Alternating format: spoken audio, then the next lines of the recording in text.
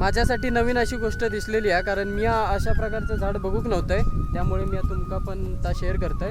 तर बघू शकता आमच्याकडे पण रुईचं झाड असतं, पण त्याका जी फुलं असतात तर ती थोडीशी बेबी पिंक कलरची असतात आणि ही फुलं पांढऱ्या कलरची होती. या पण रुईचं झाड असं दिसता. आता मी तुमका जवळनं दाखवतोय. तर बघू शकता ह्या रुईचंच झाड आणि ते का पांढऱ्या कलरची फुलं आहेत. किती मस्त वाटतं बघू शकताय.